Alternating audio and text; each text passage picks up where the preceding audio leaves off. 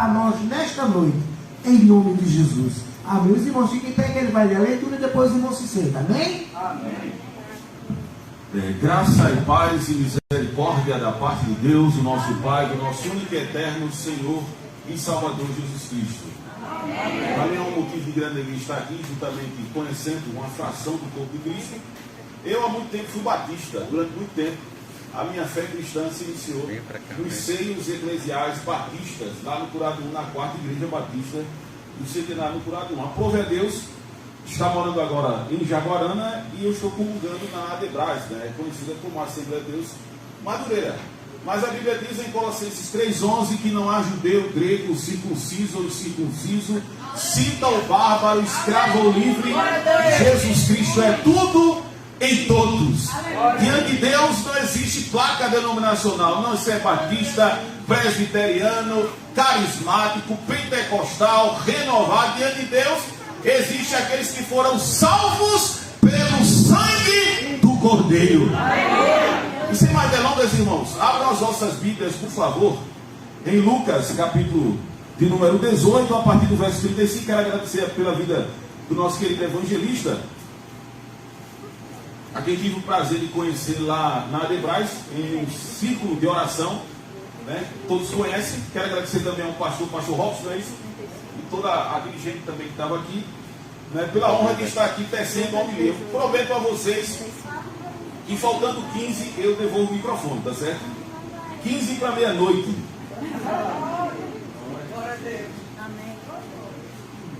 Todos encontraram? Amém. Lucas capítulo 18, verso 35 em diante. Vamos fazer uma leitura responsiva. Eu vou ler o verso número 35. Os amados irmãos vão ler os versos de números pares, tá certo? A minha tradução é NVI, independente da sua tradução ou não, você leia, tá certo? Ao aproximar-se Jesus de Jericó, um homem cego estava sentado à beira do caminho pedindo esmola. Quando ouviu a multidão passando, ele perguntou o que estava acontecendo. Disseram: Jesus de Nazaré está passando. Então clamou dizendo: Jesus, filho de Davi, tem misericórdia de mim. Os que iam adiante o repreendiam para que ficasse quieto. Mas ele gritava ainda mais: Filho de Davi, tem misericórdia de mim. Então Jesus, disparando, mandou e chegando a ele perguntou: Cadê o resto do texto? dizendo: que queres que te faça? E ele disse: Senhor, que eu veja. Jesus lhe disse: recupere a visão e a tua fé te salvou. Versos 43, todos juntos. E logo viu e seguiu, glorificando a Deus, e todo o povo ouvindo isso dava louvores a Deus. Glória a Deus. Maravilhoso Deus e eterno Pai, graças te damos e louvamos o teu glorioso nome. Ó Pai bendito e maravilhoso, muito obrigado por esse momento ímpar e indelével. Está aqui nessa comunidade eclesial tão abençoada, na igreja batista renovada, Pai. Que possamos sair daqui renovados, como o salmista disse no Salmo 126, verso 3. Que grandes coisas fez o Senhor por nós, por isso estamos alegres. Ó Deus, que possamos sair daqui cantando louvores, Pai, como aquele homem que foi curado pelo Senhor Jesus. É isso que nós te oramos e te agradecemos, em nome de Jesus, para a glória de Jesus, e todos dizem amém. Aleluia, aleluia. Então vamos lá, meus queridos irmãos, prestem bem atenção.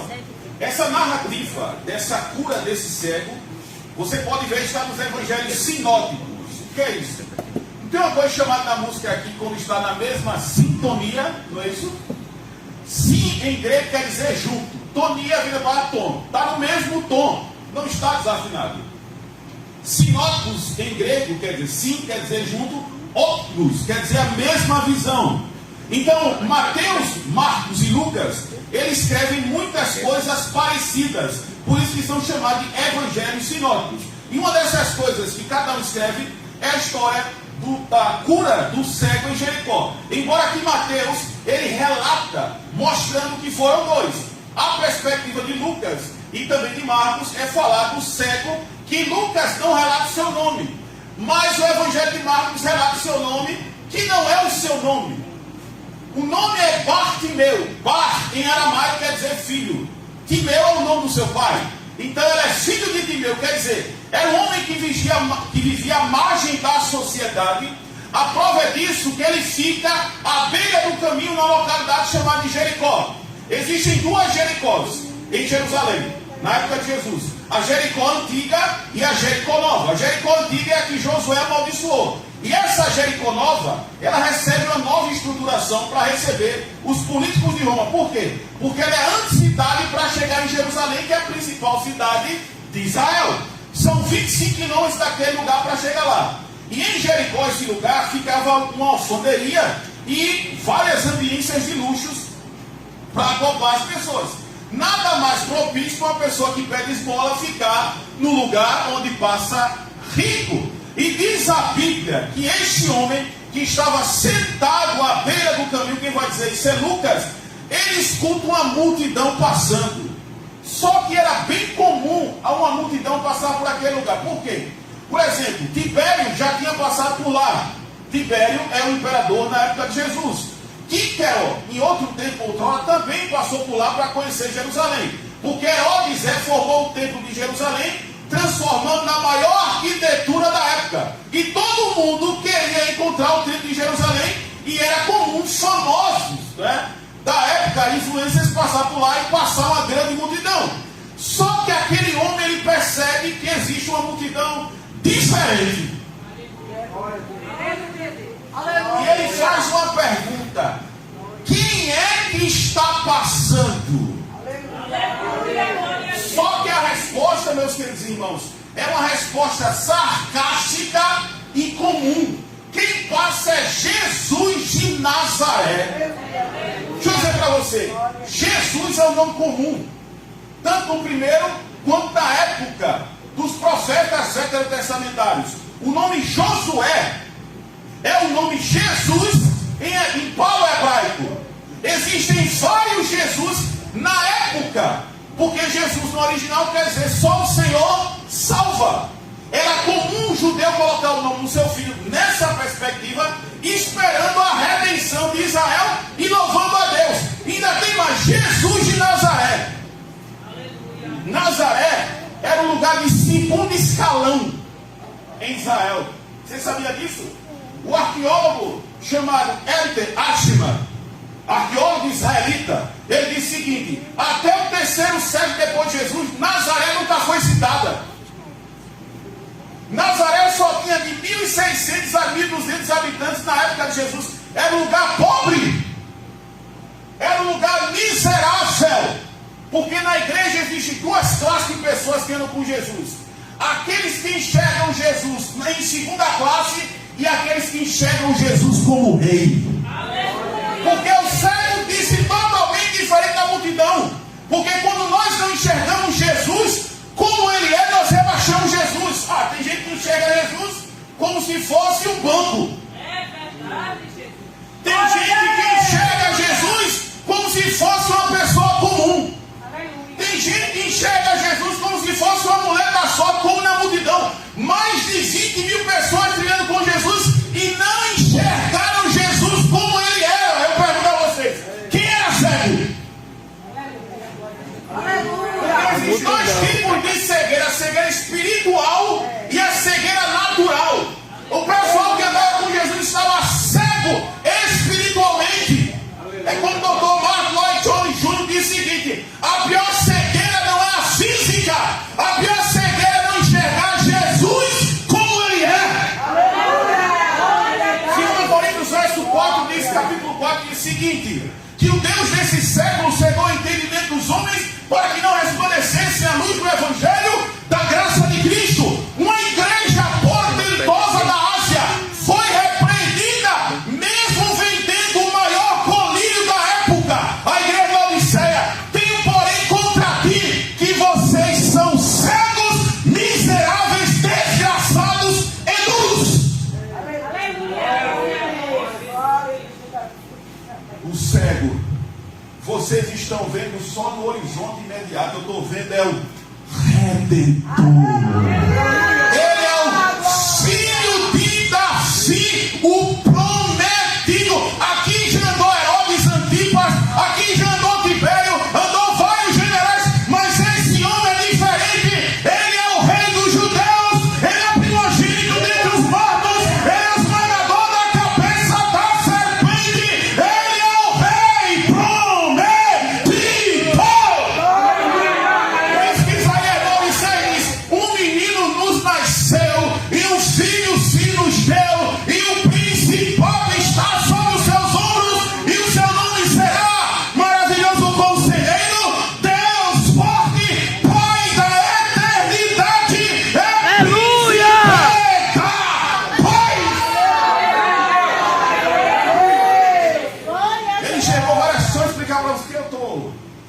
ditado, né? É a idade que vai passando.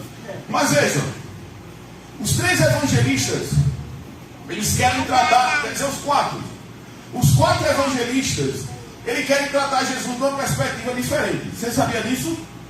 Sim ou não? Pergunta na escola bíblica dominical. Mateus relata Jesus como o quê? Como rei. Como rei. Certo. Como é que eu provo isso? Hã? Como é que eu provo isso? Você já viu? Eu vou dar uma dica aqui para você. Genealogia. Se você quer entender o teor de toda a carta bíblica, olha a introdução. O livro de introdução de Mateus, capítulo 1, diz assim: Jesus, filho de Abraão, filho de... Não é assim que diz? Diz a Bíblia, verso 17, capítulo 1, verso 17. De Abraão até Davi são 14. De Davi até o exílio da Babilônia são mais, vamos lá, 14 gerações. Do exílio da Babilônia até Jesus são quantas gerações? Mais 14. Você sabe por quê? Vou explicar. Porque quando ele deu lá no livro Jesus, ou Jesus o rei dos judeus, ou Victor Theos, que é a vitória de Deus, ele vai explicar o seguinte: de Abraão até Davi é a ascensão no reino. Davi é o rei mais amado da história de Israel. A prova diz que a bandeira de Israel é a estrela de Davi. De Davi até o exílio da Babilônia é o pior momento da história do reinado de Israel, porque eles quebraram o código de vassalagem e eles vão amaldiçoados para o exílio da Babilônia.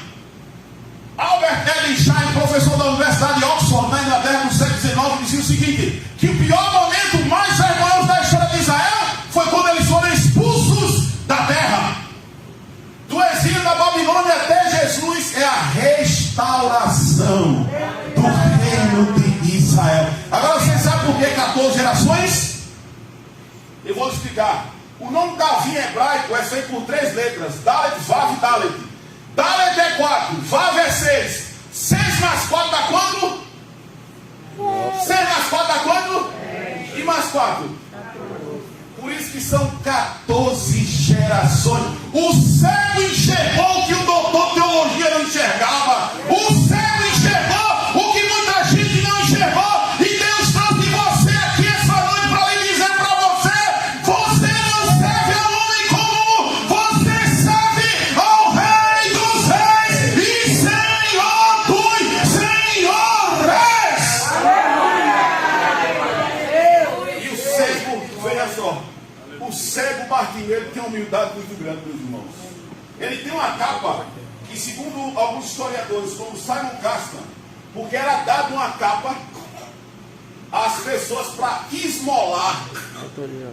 De longe se identificava o estado de miserabilidade daquela pessoa.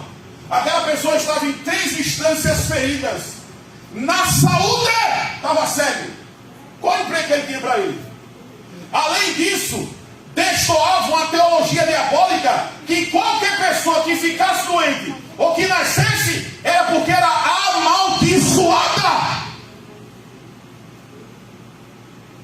Socialmente, porque ele vivia a esmolar sozinho, existia um grupo à parte da sociedade. Como é que era o ano dessa pessoa? Autoestima lá embaixo. Mas eu quero dizer para você que Jesus, ele restaura a saúde, ele restaura a moral, ele restaura o ânimo, e ele está dizendo aqui essa noite: eu sou o teu redentor e restaurador.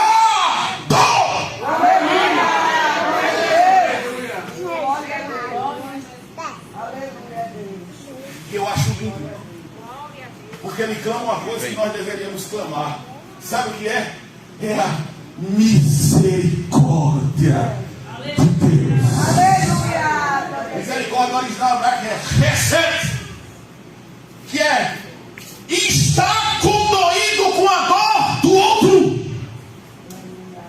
Lembra de Davi quando pecou? Salmo 51: Senhor, pelo amor da tua justiça e pelo amor do teu nome, apaga as minhas transgressões pela tua. Lamentações 3:21 em diante. Eu quero trazer aquilo que me traz esperança. Que as misericórdias do Senhor é a causa de não sermos consumidos, e ela se renova a cada manhã, porque grande é a sua. Sabe por que eu estou aqui pregando? Não é porque eu sou bom, porque é por uma meritocracia. Eu estou aqui pela misericórdia de Deus. Você está sentado no banco aí, é pela misericórdia de Deus. Você se levanta, é pela misericórdia de Deus. E Deus nos trouxe aqui essa noite porque Ele é um Deus misericordioso. Talvez os seus amigos não entendam, o seu marido não entenda, a sua esposa não entenda, mas Jesus que está passando, Ele é misericórdia. Aleluia! Glória! Aleluia! É miséria. Meus irmãos, se a cada dia nós entendêssemos que nós fôssemos alvos da misericórdia de Deus, nós teríamos um dia melhor, meus irmãos. Porque você sabe muito bem de onde Jesus lhe tirou, e eu sei muito bem de onde Ele me tirou. Porque nós estamos pior do que os mendigos. Nós queremos Jesus só para as benesses. Os nossos cultos frívolos de oração viraram, como Charles Spurgeon disse, viraram os cultos dos remanescentes. Porque ninguém quer orar. Agora só é para pedir um carro, parece um mendigo. Parece que tem um mendigo na barriga. Aleluia! Eu não vejo nada errado em campanha. O problema é o fulcro da campanha. Eu sei que Deus transforma pessoas de baixo escalão para serem maiorais. Eu sei muito bem disso. Mas parece que essa teologia maldita entrou no nosso âmago do coração e a gente pensa que o Evangelho se resume a isso. O Evangelho sabe o que é? É lembrar que eu era miserável, desgraçado, soldado ao inferno, mas ele naquela cruz disse: está consumado. Aleluia!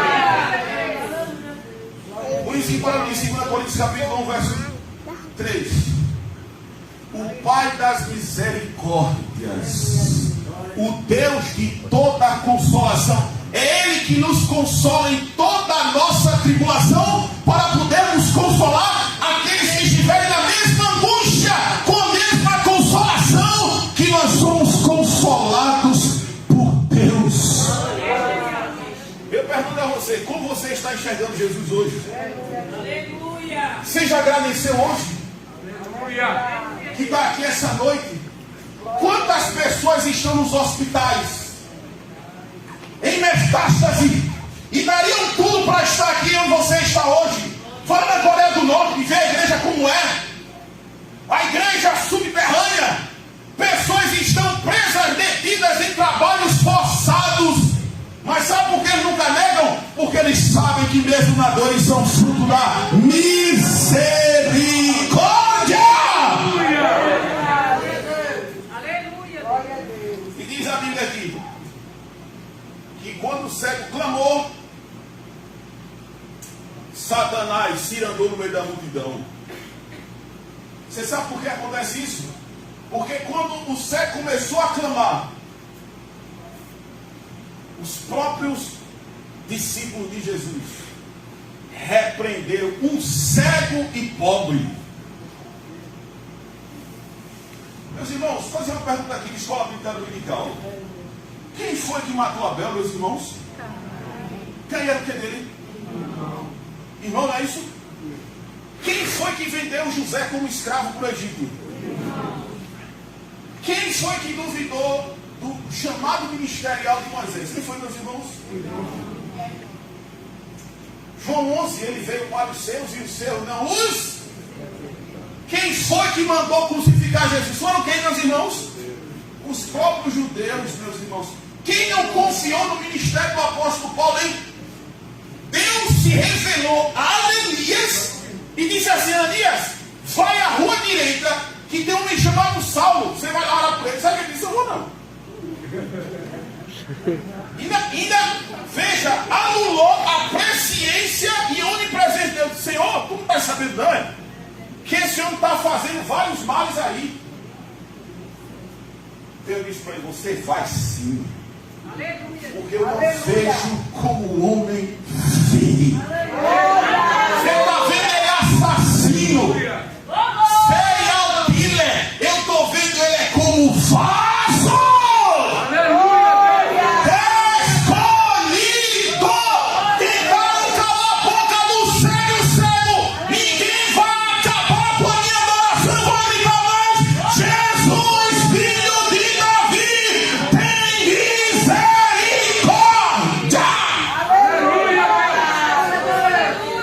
Glória a Deus. A expressão, escuta o que eu vou dizer para você. A expressão original grega é tema, como se fala que repreenderam ele. Essa expressão é da, sabe para quê? Para repreender demônio.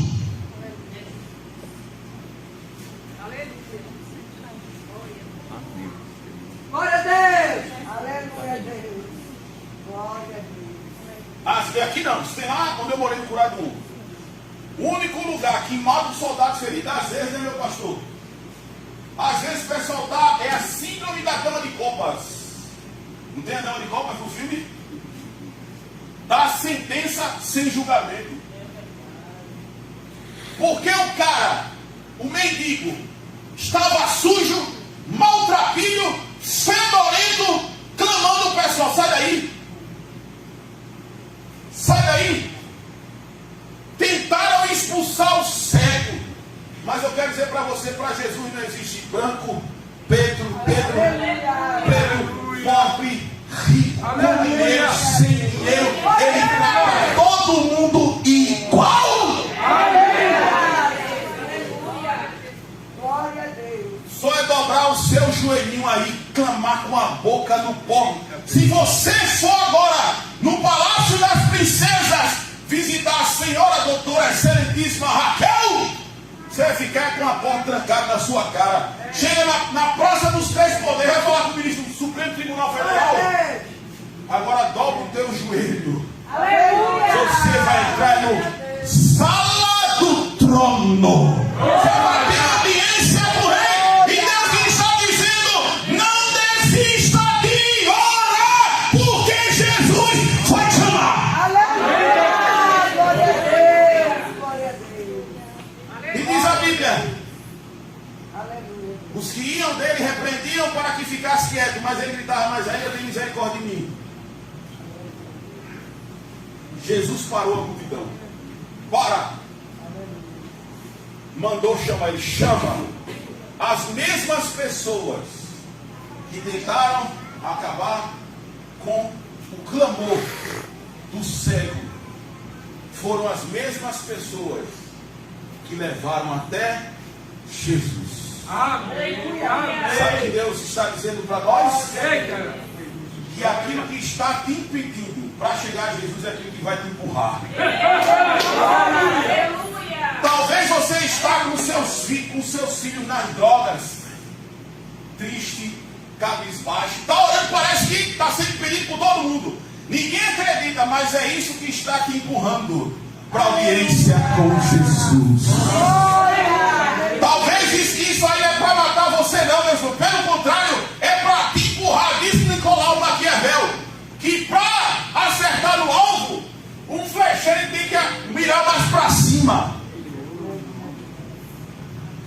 E é isso que Deus está fazendo. Não reclame pela multidão, estão querendo te sufocar, estão querendo acabar, mas continue clamando que a audiência com Jesus é logo ali. Um homem, certa feita, comprou um terreno lá nos Estados Unidos. Comprou um terreno bem barato. E ele foi cavar um poço. Quando ele cavou um poço, ele encontrou uma joia bem pequenininha. E ele disse: rapaz, eu vou deixar meu emprego e vou tentar cavar aqui, porque aqui deve ter várias joias. emprego, pegou indenização, comprou trator, contratou um monte de gente. Passou 3 meses cavando e ele não encontrou mais nada. Sabe uma coisa? Eu vou vender tudo, eu vou voltar para o meu trabalho. Ele vendeu o terreno dele para uma pessoa. 2 semanas depois, ele olha no jornal: homem encontra várias joias em um terreno. Quando ele olhou o terreno dele, Misericórdia. o jornalista falou o seguinte: você demorou quanto tempo para encontrar a joia? Eu demorei quase nada. Eu só cavei 1 metro. Eita, gente. Sabe o que Deus está dizendo para nós? Não desiste, irmão. Falta só 1 metro. Talvez você está 9 anos, 10 anos arando, está faltando só 1 metro. Deixa eu dizer uma coisa para você. Que o relógio daqui também não é convertido como de lá, né? Eu estou vendo esse fenômeno. O que é que acontece? Eu sou um ex-drogado. Sou ex-garoto em programa. Tudo de ex. Já fui detido, nunca fui preso, mas fui detido. A pior noite da minha vida foi dentro de uma delegacia, lá em Vitória de Santo Antão. Minha avó passou 10 anos orando, a ponto, em 2004, minha avó dizia assim: já por que tu não estuda para ser pastor? Eu disse: misericórdia. 2 anos depois, eu chego em casa, mala nas costas, e minha prima, que hoje ela é fisioterapeuta, tinha uns 6 anos. Vovó, Jadson chegou. Naquele mesmo dia, 4 dias depois, meu irmão, que não era crente, até hoje ele não é, disse: só tem um jeito para tu mudar a tua vida. Sabe qual é? É entregando a tua vida a Jesus. Aleluia! Mas por incrível que pareça, eu sou tímido.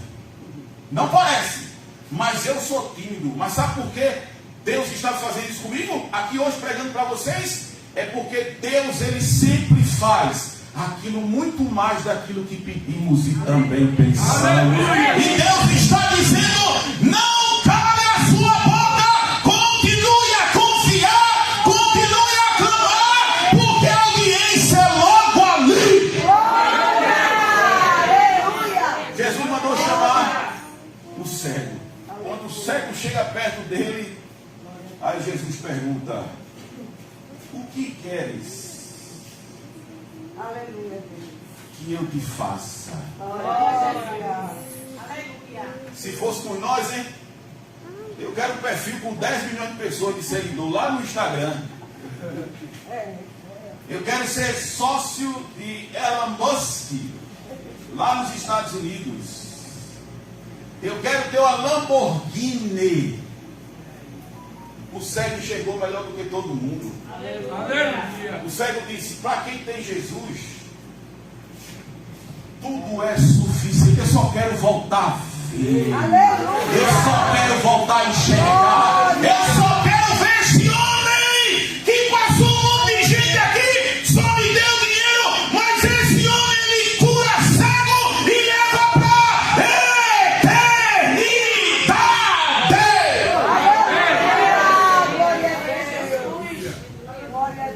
Aí, o que eu acho lindo não é a cura do cego. O que eu acho bonito nesse daí, sabe o que é? É que o cego continua seguindo Jesus. Você sabia que tem um monte de gente aqui? Não, tem lá onde eu moro. Síndrome de Judas Iscariotes. Vem para a igreja, talvez recebe milagre, Deus abre uma porta de emprego, dá até casamento. O cara some, vai embora.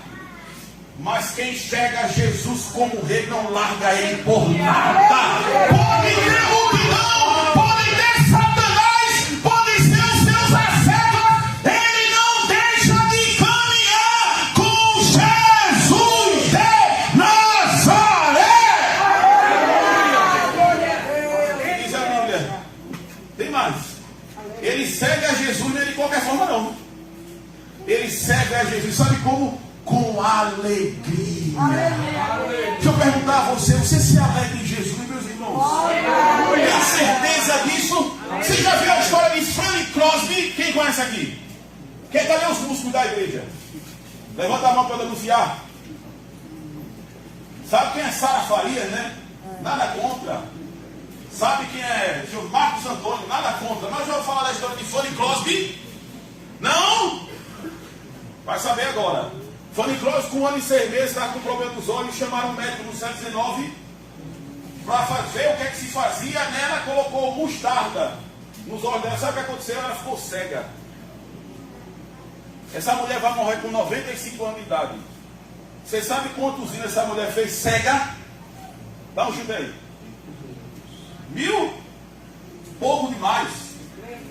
Pouco. 10.000. Quase, passou um pouquinho. 8.000 hinos. Cega. Nenhuma das suas músicas é murmurando. Aleluia.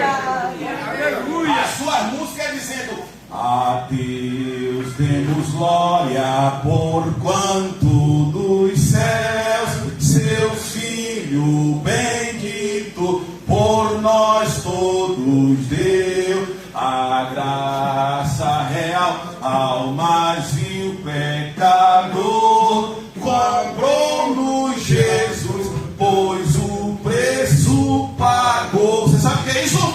Porque mesmo cega, mesmo a margem da sociedade, ela não via motivo para murmurar, era só agradecer a Ele. E ela disse: eu estou cega hoje, mas quando eu pisar na eternidade, eu vou ver o Rei dos Reis e Senhor dos Senhores. Já viu a história de Horácio Spafódio? Não. Está precisando da música. Eu não gosto de música, não. Preste bem atenção. Horácio Spafódio era um grande advogado estadunidense do século XIX. Quando ele chega no seu escritório lá nos Estados Unidos, sabe o que ele vê? O prédio todo pegando fogo. Naquela época não tem pendrive, não tem nuvem, não tem absolutamente nada. Perdeu todos os seus as questões jurídicas. O que é que acontece? Reúne a esposa e suas 4 filhas novas. Bem novas. Vocês vão lá para a Inglaterra visitar Dwight de Mamudo. Eu vou ficar aqui, quando eu resolver eu vou com vocês. Dwight de Mamudo é o maior pregador da época. Depois de poucos dias, meus amados irmãos, eu estou terminando, tá certo? Ele recebe uma carta escrita na mão: só eu restei. No translado para a Inglaterra, um navio chocou com o outro, morreu as 4 filhas de Horácio Spafódio. Sabe o que ele fez? Não? Não. Adorou a Deus. Não tem nada de errado, minha irmã. Como é o seu nome? Porque na sociedade que nós vemos hoje, crise de ansiedade, com depressão, com tudo isso, e a responsabilidade não está errada, não. Porque a maior doença hoje são doenças de pessoas depressivas. Não tem problema nenhum desse problema. Crise de ansiedade na maioria dos casos, porque abandonaram o verdadeiro evangelho. Sabe o que ele fez? Ele fez dos maiores hinos: em paz a mais doce puderem gozar. Senhor, a maior dor, forte sofrer, ou seja o que for, tu me fazes saber que feliz com Jesus. A igreja de pé, por favor. Sempre sou. Eu quero dizer aqui na autoridade de Jesus que pessoas aqui vão ser tocadas na alma para ficarem alegres com Jesus. Tem alguém cantando aqui? Quem canta comigo aqui? Tem alguém aí para cantar o hino ou não? Quem? Pronto, canta aí, minha filha, o hino aí. Glória a Deus. Tem mais que vai mais pra frente? Aleluia. Cadê o pessoal que canta? Ficaram com medo? Foi? Pode cantar, canta se a pessoa não quiser. Mas bora mais pra cá? Não quer. É o nosso maestro. Aleluia. Glória a Deus. Ao Deus de Abraão louvai, eis por mandado teu. Vamos cantar mais fácil, né? Tá bem? Vamos cantar do cantor cristão, mas o 112, que todo mundo conhece. Amém? Saudai o nome